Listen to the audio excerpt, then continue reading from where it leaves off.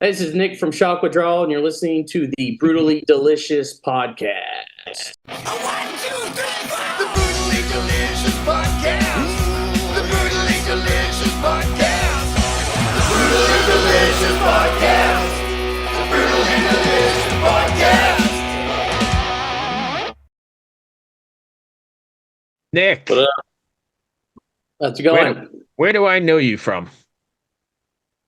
Where are you from? I'm in Richmond. Did you used to work at a bar in Brooklyn? Absolutely. Several, yeah. I think you did a Rocktails thing for me. A Michelada or something. I did. That was when I was in White Widow's pack. Yeah, that's it. Right. No shit. That's funny. Oh, now it comes together. The name rings a bell, and then I saw your face. I'm like, shit, I know you for sure. Wow. Good, nice to Damn. see you, man. That was a You while too. ago. Yeah, that was at like 7 or 8 years ago, probably. Wow. Had to. Interesting. Cool. Well, cool. Thank you guys for joining me. I appreciate it. Thank you. Yeah, thanks for having us. You guys are out in California now? We're all split up. So I'm in LA. Nick and Jono are in Texas, but they spend time on the East Coast as well. We like to make things logistically difficult for ourselves, but Right. still doing it. Still doing it. That's it. And multitasking, as Mitchell was saying. So let's jump in right away. Shock Withdrawal. For those not familiar, let's start with, can you give us the 2-sentence elevator pitch? Mitch, you want to do that? Oh man, 2-sentence elevator pitch. Let's see. Definitely the band. It's a grindcore band with a lot of death metal influence, and it's just genuine music. And we're just a bunch of nerds playing shit we love. That's it. I don't know. Fair enough. And so you mentioned that you guys are geographically separated. How do you guys go about your writing process then? Are you just emailing stuff back and forth, or do you ever get together and create? It's both. We started out the very beginning of the band, just during COVID stuff, sending riffs back and forth. Me and Jono, we've been trying to we wanted to do a band like this since we were way young, like a million years ago. We've been through so many bands. It was our original idea to have a band like this, and then we just kind of did other things. But anyway, I was pestering him during COVID. I was like, here's riffs. I was just writing like, all right, here's a 1-minute song. Here's another 1-minute song, whatever. And then we kind of started putting it together, got Mitch involved. It was really quick, not really together. Me and John put the songs together, and Mitch sang over them. This one, we had parts we all listened to, we all put together. Mitch has flown down a couple times, and when me and John are in town, because I also have a band in LA, so I'll be in LA for a couple weeks, or I'm there, and our paths cross, so we have to time it. So if he's here, we'll get in there together, we'll hash it out, we'll send stuff to Mitch, and then just like go from there. Now we've got it a little more fine-tuned. We got a good recording situation in our drummer's little studio. Because for a while it was a little more difficult, I guess. Right. But technology makes it pretty easy as well, right? Absolutely. Makes it possible. Yeah. Yeah. Let's talk about lyrically. From reading the research I've done, pretty heavy emotional topics on this record, which I don't think is necessarily common for grindcore. But can you elaborate on your lyrical content?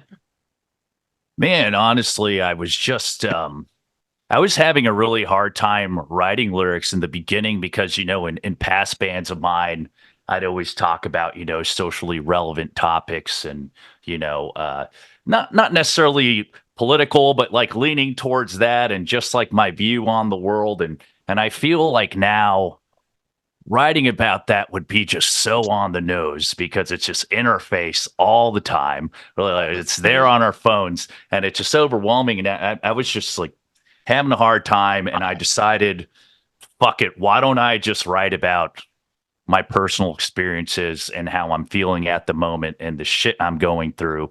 And I don't really discuss it with that many people. To just really fucking put it out there. And this is my way of like turning something negative into something positive, because I love this music, and it just good to put it out there, and maybe someone else is going through similar things and they could listen to it and maybe relate if they read the lyrics, that is. Yeah, I just felt that the best approach is just being raw and genuine, and it was kind of scary at first to do it, but yeah, here we are. I love that you did that, because I 100% agree the world is too political and it's too in your face, and sometimes you need an escape, which I think this is perfect for. But I also want to know, was it difficult being vulnerable and putting yourself out there? Like, oh shit, this is me. This is the stuff that everyone else doesn't see, but now you do. I feel like I'm the type of human who's an open book overall. So all of my friends know that I am just super candid at all times. So in a way, yes and no. I don't know. I'm always real. I don't know how to not be real. So, I'm a little like, some of it was hard. I'm like, oh God, I hope people don't get the wrong impression with some of this shit I'm putting out there. But again, it's just what I was feeling, and emotions come and go. And, there's low points and high points. And I'll turn this low point into playing it live and it being a high point sometimes. So, hey, yeah. I think this kind of music, or especially the heavy, more extreme stuff, is very cathartic as well. So I think it's great that, you can funnel your emotional shit into it and let it out. And as far as even, as a listener, I'm not a musician, but listening to heavier music does that for me. So I imagine it's kind of just like a weight off your shoulders. Yeah, man. Better in therapy, for sure. I tried that. Cheaper. A lot cheaper. Right. Well, I don't know, man. Recording a record ain't too cheap, but it's more fulfilling than therapy. Right. Fair enough. So putting yourself out there and doing that kind of stuff, is there a message or a takeaway that you want your fans to have after they listen to it? Just know that there's other people out there going through the same things you're experiencing, that you're never alone. You can be nihilistic but optimistic. Find joy in the small things,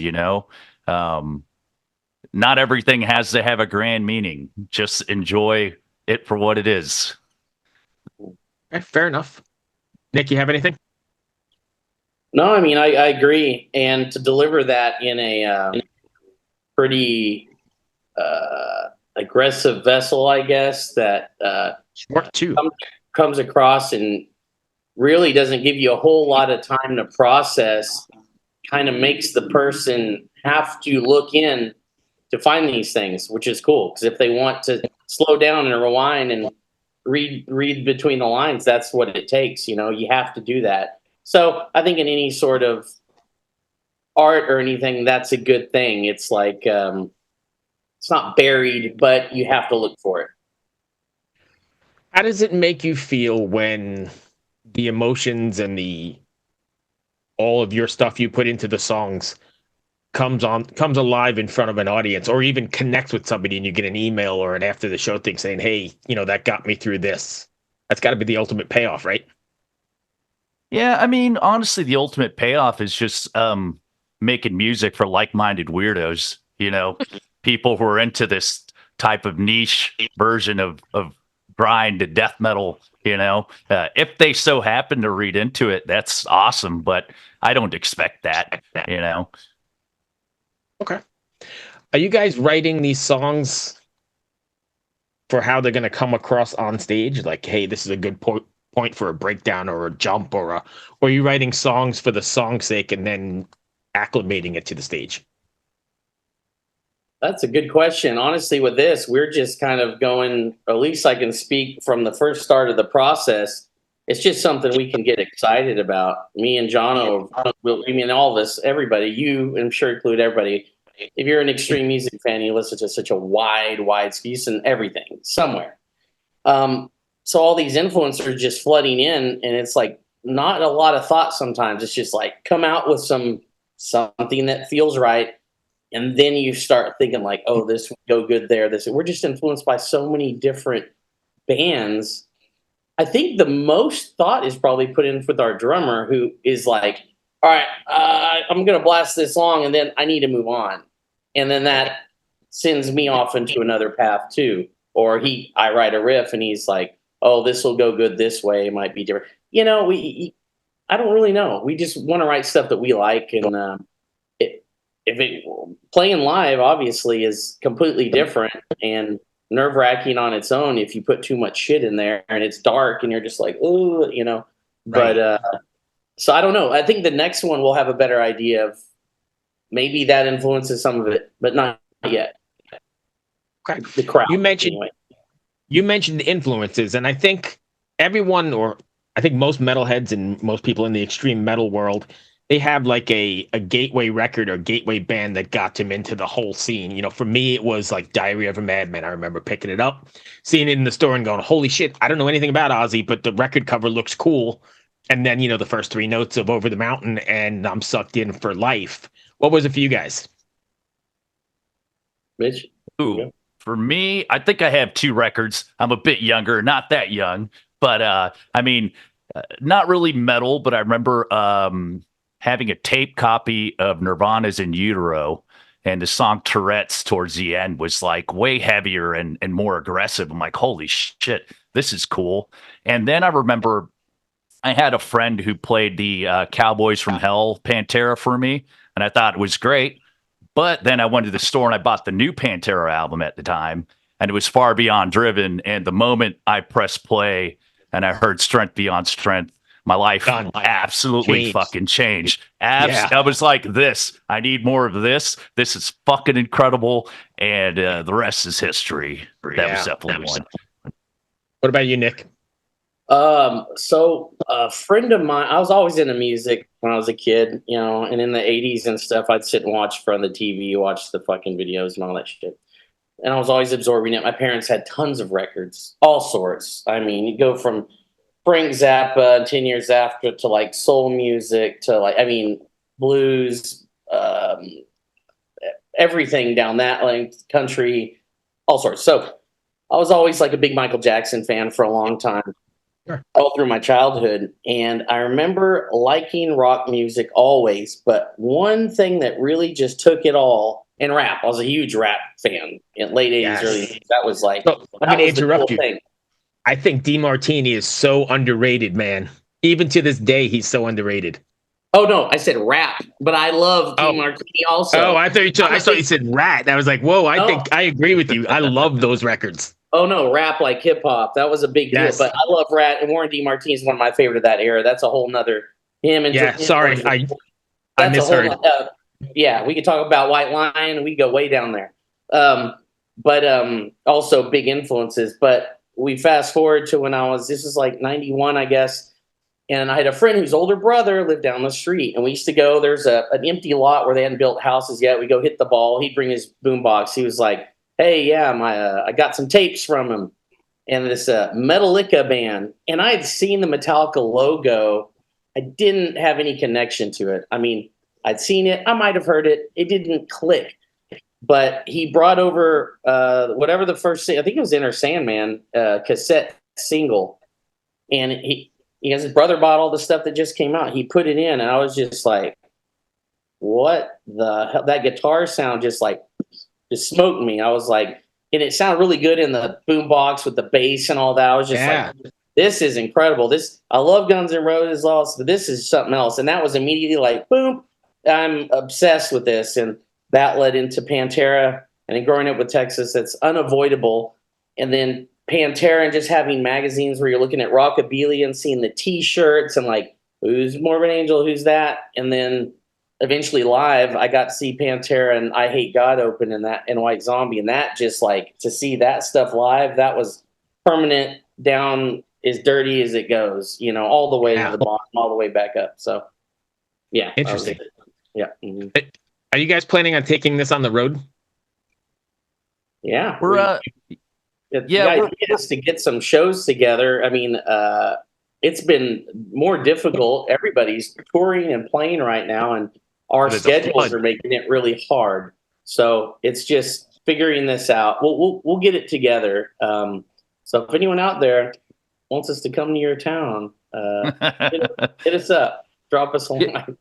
Yeah, it's been a little challenging, the new project. Our old bands used to tour a lot, but like getting something going again now that we're in our 40s, we're eager to hit the road, but it has to be, it has to be the right moves. It's got to And make sense, right? it has to make sense. I played in dive bars to 20 people more times than I can remember. I loved it. It was a blast.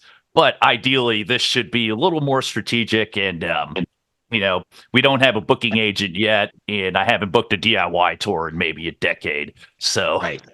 Yeah, we're working on it though. We're eager to get out there and jam with some homies and revisit old friends and Right. just have a good time. That's the only reason we do it. So you mentioned, playing to 20 people. What's it like, or how do you prepare, and what is the energy like when you're playing to 20 people as opposed to, I don't know, 10,000 if you've ever played to that many people? Is a show, or is it different? Oh, I always give it 100% no matter what, because out of those 20 people there's maybe 10 that really came to see you, and it doesn't matter. And also, it feels great to be playing this music with your friends in a room. It doesn't matter where we're at. Time is limited. Right. Who knows how many times you're going to be able to get to do this in your life. So might as well enjoy it and do it 100%. And, if I'm not completely exhausted by the time the set's done, then I didn't play hard enough, and I don't care in front of who. That's just my MO. That's beautiful, because at the end of the day, I guess, whoever, even the 10 people paid their money to get there, and it's not their fault that it didn't fill. So Yeah. And who knows? Maybe someone stumbled in and they see something they'd never heard of, and they're like, holy shit, these guys are going hard, and it's a bunch of blast beats and cacophonous noise. What the fuck is going on? You could be the bridge band for somebody. If you're one of those bands like the ones we mentioned, to me, that's the coolest thing. If any of my projects are like, I didn't really like that, didn't really know about it, and then I listened to it, and I was like, I'm hooked. Like, that's more important to me in the big picture. Not like we all need to recruit more people to listen to this heavier music, but it's nice. It's nice to be a part of that. But I agree with him. It's like, play well, number one. Don't take for granted. Play the shit right. Don't go up there hammered and just slop it up just because. Definitely, we've all been there. Everybody has. And yeah, I think different crowds. If you want to get detailed, I think you could perform different and make things. Obviously, if you're playing a bigger stage, you got to alter some things. But yeah, give it all, man, because you don't know who's watching. Out of fucking 20, could be the one person, or it could be all of them, or out of 1,000, it could be one person you could change their life, or 1,000, or none, or you're just up there giving it your all, and that's what life's about. So, yeah. And I 100% agree with you, because I remember seeing the Cancer Bats here in Richmond on like a Tuesday night a couple of years ago and it was January, fucking cold Tuesday night. It was me, the bartender, and like one other guy, and it was one of the best shows I've ever seen. They went hard. Wow. Yeah, they're a good band. White Widows played with them, and their singers sang on one of our records too back in the day. Oh, really? Yeah. They were great. It was unbelievable, but it was really like me, the bartender, and then some guy who probably stumbled off the street. But unbelievable show. They did not, they left everything on the stage, just like I imagined they would do in an arena or whatever. That's cool. I like that. Yeah. So what's next for you guys then? Are you going to be releasing singles, like the new business model, or what do you have planned out? Well, actually, Mitch might be able to explain it better, but we're about to do a live stream where people can come in and, I guess, chat and listen to the record. Be a short hang, to be honest, because it's not super long. But we're doing a full length, so we're just spacing these out to kind of get a little promo up to the bigger release, and which comes out Friday. Yeah. And but once this is out, we're just going to keep writing new stuff and figure out where we're at by the end of the year, and either do another EP or a full length or something. We can get away with a 20-minute full length as a grindcore band. Not saying that there's not a lot in those songs, No, I get it. Yeah, but there's so much crammed into a track sometimes that, like, I feel like more than 25 minutes would absolutely exhaust the listener. This is us being courteous. Yeah, Don't wanna definitely beat punish them upside the head. Yeah, can't punish Yeah. them into oblivion, just to the edge. Yeah. Yeah, exactly. So one more for you. When you're gonna do like that live stream or whatever, how much thought do you put into or how much effort and brain cells do you put into the people who are negative, right? Because there can be a lot of keyboard warriors in your chat group on top of your regular fans. Do you give them any credit at all, or do you just kind of move on? I think just joking. Mitch gives everyone shit 24/7. So it's like, we probably deserve some of it. But if they do come in, it's more like just laugh with them, because the energy is whatever energy you want to take and give is what you got. So don't get mad about it. And that's okay if they don't like something. I don't care if they don't like the way we sound or look or what. That's fine. That's freedom. Feel that way. But if you want to be mean about it, then I'm just gonna I'm not gonna take you seriously as a person. But we can joke around about it. I don't care. My feelings aren't hurt. We live in this weird society now where everybody has to comment even if they know nothing about it, and most of the people like to negatively comment, right? Yeah, this is true. But I have this strange outlook, which is I'd rather you listen to it and think it sucks than not listen to it at all. So feel free, have a listen, tell me how much you hate it. I'm genuinely curious about what you don't like about it sometimes. Right. So whatever, I don't care. It's fine. Or better, go tell everyone. I would be like, listen, this sucked that bad. Please go tell everybody how bad this sucks. Go ahead. Right, so they come listen too. Right. Tell everyone.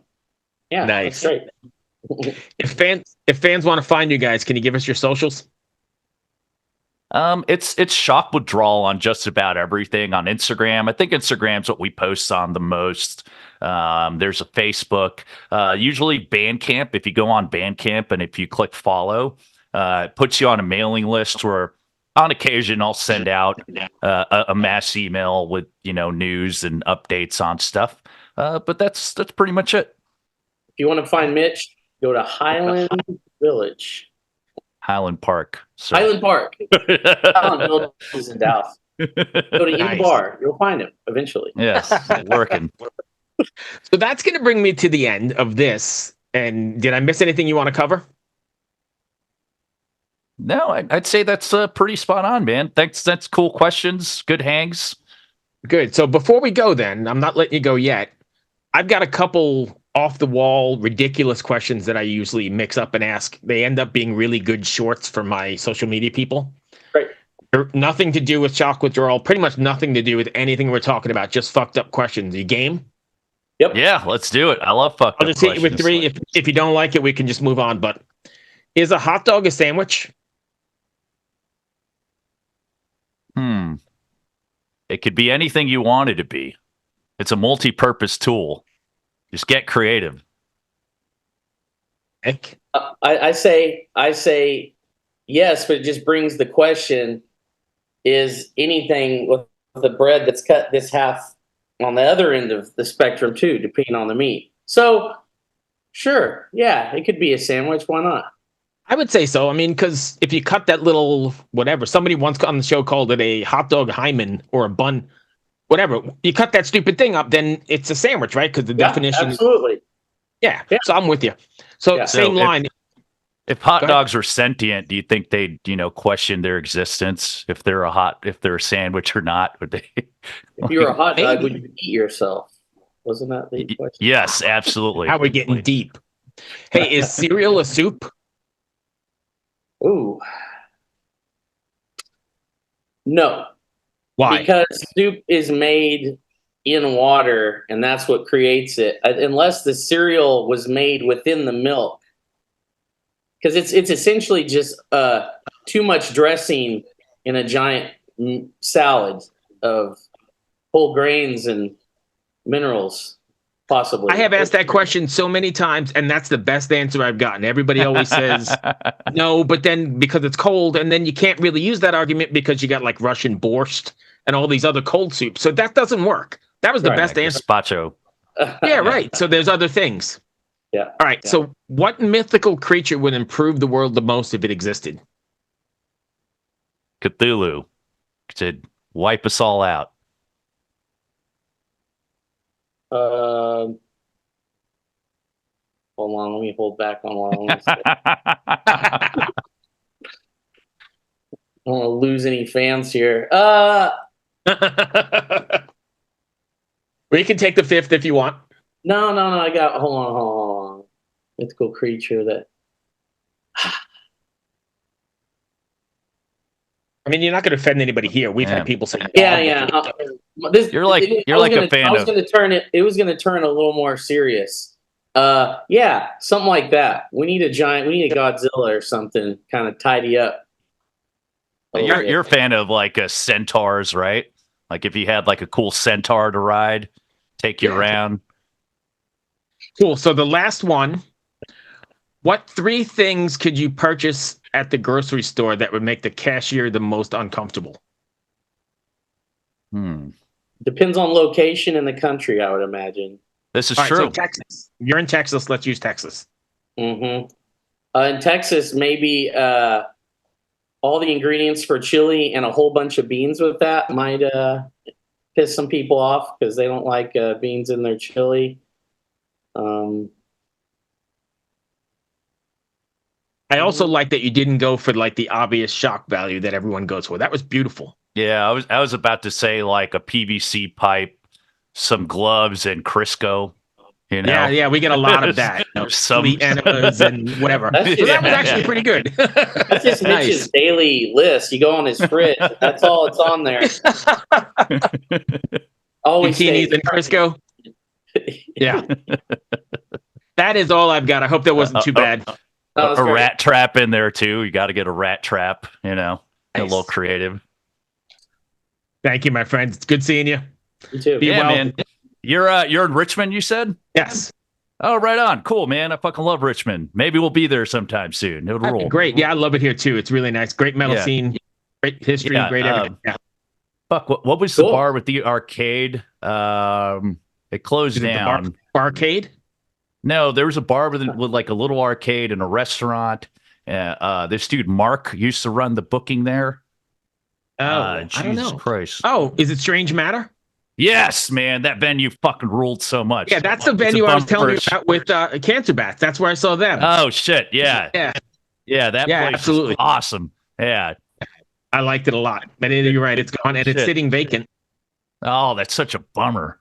Yeah, like Richmond in general, I always loved it. And I remember years ago, my old band played a sushi restaurant, Nara Sushi, and that was fucking incredible. Yeah. Anyhow, cool. Anyway, man. Well, be well, my friends. Take care. Nick, good seeing you again. Cheers. You too. Later. Bye.